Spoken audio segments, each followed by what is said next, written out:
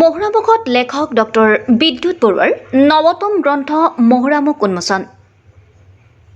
গোলাঘাট জিলাৰ অন্যতম উচ্চ শিক্ষানুষ্ঠান মহুৰামুখ উচ্চতৰ মাধ্যমিক বিদ্যালয়ৰ প্ৰাক্তন ছাত্ৰ মঞ্চৰ উদ্যোগত বিদ্যালয়খনৰ প্ৰেক্ষাগৃহত অনুষ্ঠিত গ্ৰন্থ উন্মোচনী সভাত লেখক অধ্যাপক ডক্টৰ বিদ্যুৎ বৰুৱাৰ নৱতম গ্ৰন্থ মহুৰামুখ উন্মোচন কৰে কমাৰগাঁও মহাবিদ্যালয়ৰ অধ্যক্ষ ডক্টৰ গৌতম শইকীয়াই।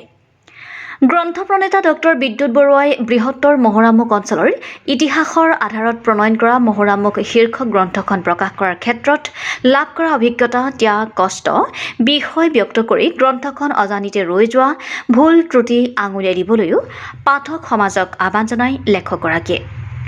অৱসৰপ্ৰাপ্ত অধ্যক্ষ তথা মহুৰামুখ উচ্চতৰ মাধ্যমিক বিদ্যালয়ৰ প্ৰাক্তন ছাত্ৰ মঞ্চৰ সভাপতি চন্দ্ৰকান্ত দাসে সভাপতিত্ব কৰা গ্ৰন্থ উন্মোচনী সভাৰ উদ্দেশ্য ব্যাখ্যা কৰে মঞ্চৰ সম্পাদক অনুপম হাজৰিকাই।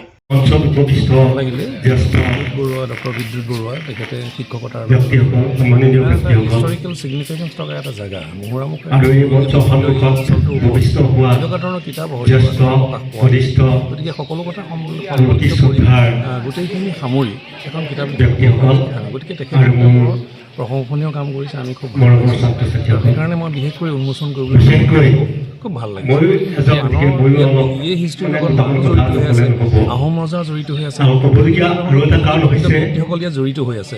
সেই কথাখিনি আমাৰ নতুন ব্যক্তিয়ে নাজানিবও পাৰে বা এইখিনি কথা এনেকৈ যদি উলিয়াই ৰখা নহয় হয়তো আমাৰ পাহৰি এইখিনি নাইকিয়া হৈ যাব। এটা কথা কৰিছে কিতাপৰ আকাৰে উলিয়াইছে, সেইটো এটা কাৰণে অৰিহণা বুলি পেলাই মই ভাবোঁ। কণ কণ ছাত্ৰ ছাত্ৰীসকলে পৰিৱেশন কৰা দিহানামেৰে আৰম্ভ কৰা গ্ৰন্থ উন্মোচনী সভাত অতিথি হিচাপে ভাষণ প্ৰদান কৰে অৱসৰপ্ৰাপ্ত শিক্ষক তথা গোলাঘাট জিলা সাহিত্য সভাৰ মহেশ্বৰ শইকীয়া, অৱসৰপ্ৰাপ্ত প্ৰধান শিক্ষক পূৰ্ণ বৰুৱা, অৱসৰপ্ৰাপ্ত শিক্ষক গোপাল মৰাণ, প্ৰধান শিক্ষক নিতুল গগৈ আদিয়ে।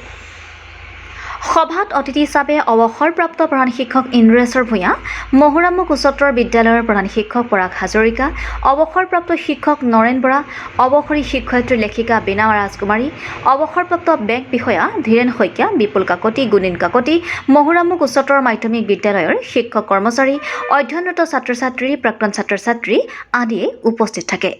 মহুৰামুখৰ পৰা হেমন্ত লৈঙৰ ৰিপৰ্টাৰ লাইভ অসম। ছাত্ৰ অৱস্থাৰ পৰাই অসম বুৰঞ্জী পঢ়ি আছিলোঁ। নিজৰ অঞ্চলটোলৈ সদায় গৌৰৱ অনুভৱ এটা মনত সদায় আহিছিলে, কিন্তু যিবিলাক অসম বুৰঞ্জী পঢ়োঁ তাত নিজৰ জেগাটোৰ উল্লেখ ক'তো নাপাওঁ। কিন্তু সদায় ভাবোঁ আমাৰ জেগাবিলাক বুৰঞ্জীৰ ফালৰ পৰা মানে প্ৰসিদ্ধ নাছিল নেকি। কিন্তু যেতিয়া ডাঙৰ হ'লে বিভিন্ন বুৰঞ্জী পঢ়িলোঁ, বুৰঞ্জী মানে লক্ষ্য কৰিলোঁ যে নহয়, আমাৰ জেগাবিলাকো বুৰঞ্জী বিভিন্ন অৱস্থাত বিভিন্ন সময়ত আমাৰ নামটো জড়িত হৈ আছে। কিন্তু নামটো কিবা প্ৰকাৰত বিজুতি ঘটি আছে, অলপ ভুল হৈ আছে। আমাৰ অঞ্চলটো হ'ব লাগে মহুৰামুখ, কিন্তু বুৰঞ্জীৰ লগত লিখা আছে মৌৰামুখ, মৰামুখ, মেৰামুখ এনেকুৱা ধৰণৰ পদ্ধতি। কিন্তু লাহে লাহে যেতিয়া অলপ অধ্যয়ন কৰিলোঁ তেতিয়া গম পালোঁগৈ যে তেওঁলোকে উল্লেখ কৰা মৌৰামুখ, মেৰামুখ, মৰামুখ এইখন হৈছে আমাৰ মহুৰামুখ। সেইটো আমাৰ যিহেতু নামটো মহুৰামুখেই হয়, মৰামুখ নহয়, সেইটো প্ৰতিষ্ঠা কৰিবৰ কাৰণে অকণমান আগবঢ়াই এইটো এটা প্ৰচেষ্টা আৰম্ভ কৰিছোঁ যে মই মহুৰামুখ লৈ এখন কিতাপ প্ৰণয়ন কৰিম, যিখনৰ সহায়ত মই ক'ব পাৰিম যে মৌৰামুখ নহয়, আমাৰ জেগাটো মহুৰামুখে, যিটো বুৰঞ্জী প্ৰসিদ্ধ জেগা, য'ত আমাৰ মান সেনাৰ কোট আছিল, য'ত ব্ৰিটিছে সেই মান সেনাৰ কোটটো ধ্বংস কৰিছিল, সেইটো মহুৰামুখ।